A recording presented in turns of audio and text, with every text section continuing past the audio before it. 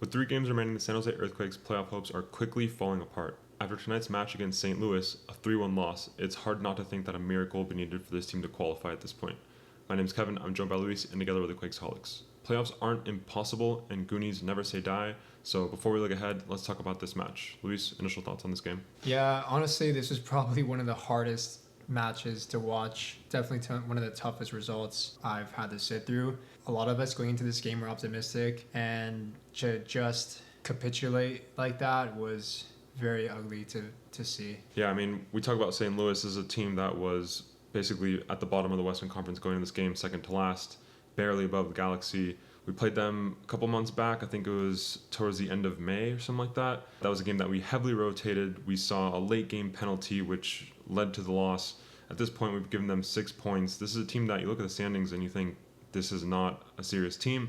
But if you just watch this match, you would think that they were an actual contender for the whole MLS Cup. Goalie, defense, midfield, the attack, everything just felt perfectly fluid for them. Everything felt connected. And it's not a surprise that they got the result, because if you look at the Quakes, it's the complete opposite of that. It feels like there's no cohesion in the midfield. We can't rely on the goalie, Daniel, like we used to be able to.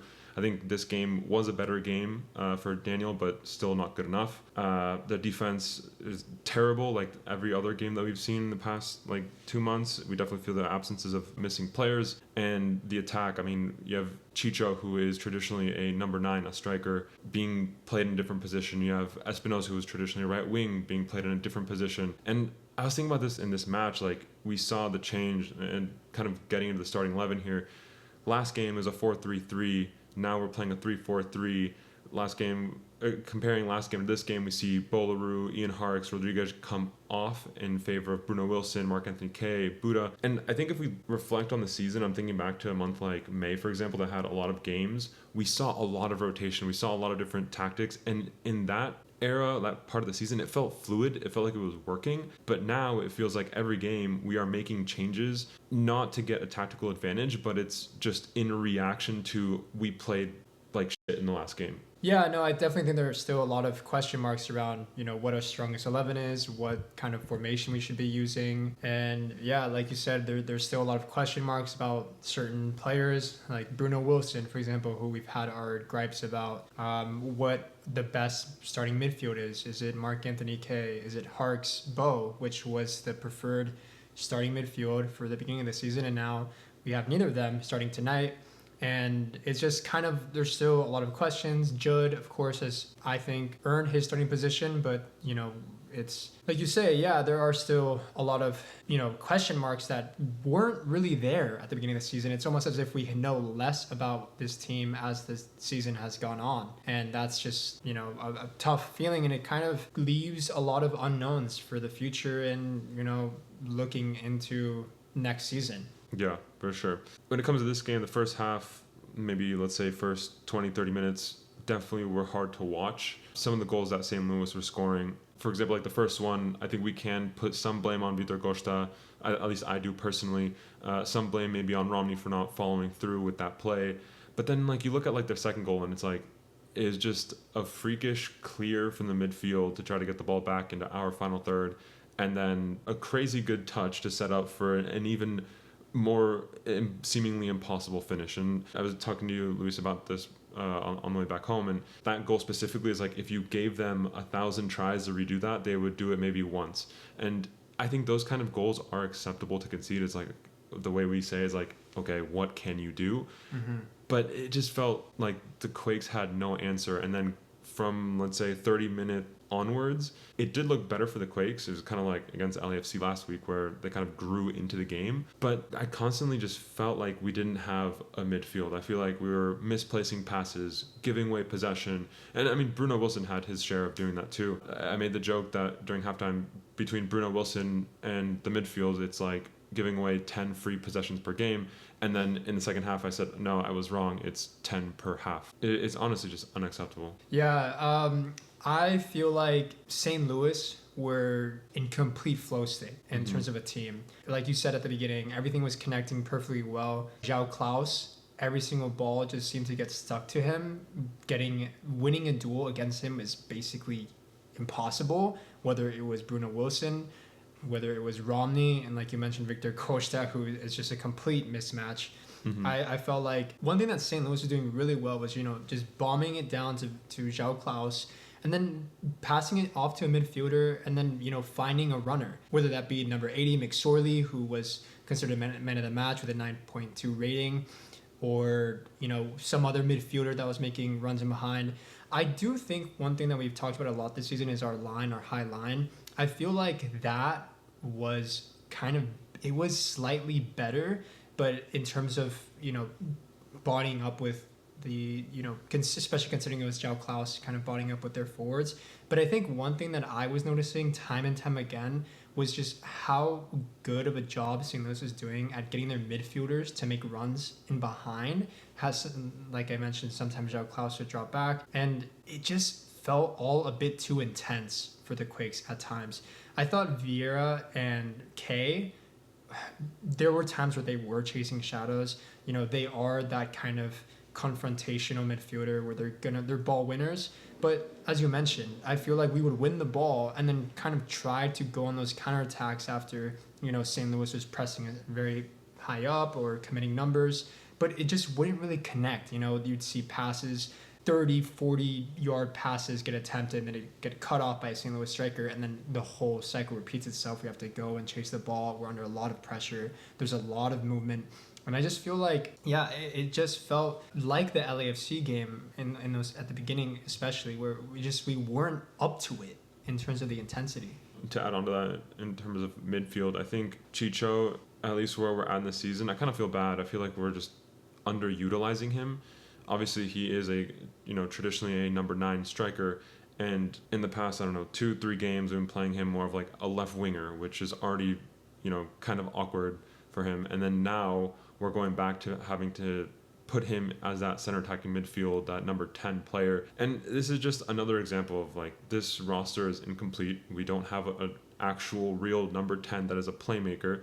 Espinosa is that playmaker, and I felt like Chicho in this game was very disconnected from the strikers. If you look back at the dangerous moments that San Jose had, it was almost always some form of a cross, whether it be in the run of play or off of a corner. I don't feel like Chicho is comfortable enough playing as a 10, because he just wouldn't be getting balls to either, Buda, Judd, or Martinez when he eventually got subbed in later in the game. That is a problem. Like, you don't have a number 10, you don't have Vieira and Kay who can be those outlets for creativity, and when they try to play the ball to field, like we said, like they're just giving away possessions. This is like a donut formation. There's just nothing productive happening from the middle of the field from our team. Exactly. I think when, we have talked a lot of the times about us having problems defending transitions, but a lot of the time when we're attacking transitions, we don't really capitalize on it too much. There's times where balls are played too long or they get cut out. And I don't think that Chicho is best suited for that kind of, to be that player. And that hurts us, because when we are getting pressed really hard and we have, those moments where we can win the ball back, we just can't really do anything with it. And, another topic about us maybe underutilizing our offense is set pieces as well. This is something that I also think was a big issue during the LAFC game, is not capitalizing on set pieces. We had corner after corner at times during this game. I mean, St. Louis didn't even come out for the second half until around the 70th minute. Yeah. We were all over them. Time and time again, we were getting numbers in the box. We were getting crosses in the box. We were winning corner kicks time and time again. And yes, Roman Bürki had a stunning match. But, time and time again, you have Romney going up for the header. You have Preston Judd going up for the header. You have, Chicho at times. And there's moments during the game where the crowd is like kind of, cheering on for a corner. But it's just kind of like hard to really believe like we're going to create a goal out of it. Even if we can win the header, it's just not being capitalized on nearly enough. Yeah, lots of negatives from the game. I think if we are going to be looking for positives, I do think Buda played decent. I thought he was amongst the better players on the team. Judd definitely showing that grit again in this game. I think, in terms of like the front line, the front three, and I guess I'll throw Espinosa in there too. Like, they did generate a lot of pretty decent moments, but like you said, Burki, the St. Louis goalkeeper, when he pulls off like 3-4 freakish saves, you just kind of put your hands up in the air That and say, last okay, like, one what do you do? by Chicho was genuinely world class. Yes. I would not be surprised if he got like save of the week for MLS or, you know, whatever other goalkeeper award you have in there. Another player that came on that I thought did really well was Benji. Actually, I thought he was really good. I feel like he was out of the, you know, defenders that played throughout that game, he was progressing it really well. And, you know, I think Benji being right back is something that none of us expected when he first came into the team as a right back, but every time we've seen him at right back, he's been solid.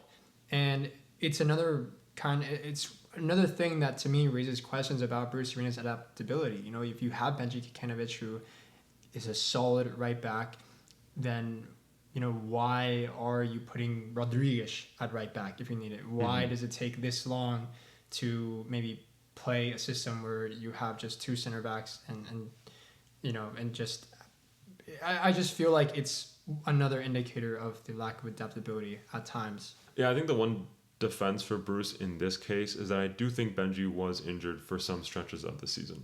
So that might be part of it. But I like overall with the sentiment, I do agree that, yeah, it's moments like these that we, you know, hindsight is 2020, I guess, but the way that Bruce has managed some of these games, definitely questionable. I think his player picks have just been kind of out there. And sometimes that's been one of his strengths, but sometimes he gets it completely wrong. Yeah, like Bolaroo is a great example of like something that went Muni. very well. Yeah. Another one. The only center back I want to actually keep at this point going into next season. And honestly, yeah, like kind of going back to what we said in the beginning of the video is I'm surprised St. Louis is this far down in the standings. I did look at their last 3 remaining games. It is pretty tough. They play LAFC once, and then it was RSL and one more, I can't remember. But it definitely is possible for them to finish ahead of the Quakes in points and in the standings, and it's hard, it's sad to say, but kind of moving into like that playoff hope, that playoff stretch. The Quakes play away at San Diego, away at Vancouver, and they close out at home against Austin. Probably one of the most obvious statements from this video will be that the game against San Diego and Vancouver will be very difficult. Those are the 2 leaders in the West right now. In terms of playoff hopes, at this point it is pretty clear that our destiny is not in our hands alone. We do have to get results. Probably at this point the last 3 games have to be wins, and then on top of that, the teams that are around us, I think it was Colorado, was it Houston, RSL, some combination of that. We'll put a picture of it on screen. All of those teams are either above us in points at this moment or slightly below us with games in hand. And given that we're going to be playing the best 2 teams in the West, I'm going to go out on a limb here without looking at those schedules and say that their route or their remaining 3 games are probably going to be a lot easier than ours. So we're going to be depending on losses for them and wins for us. And it's going to be tough, very tough. If it wasn't must win before, these last 3 games are definitely must win for any semblance of playoff hopes to remain alive. It will be difficult, but like we said at the beginning of the video, Goonies never say die. We'll be here for those remaining 3 games and then lots of other videos in the off season for sure. So if you made it this far, thank you for listening, and we'll catch you next time. Thank you.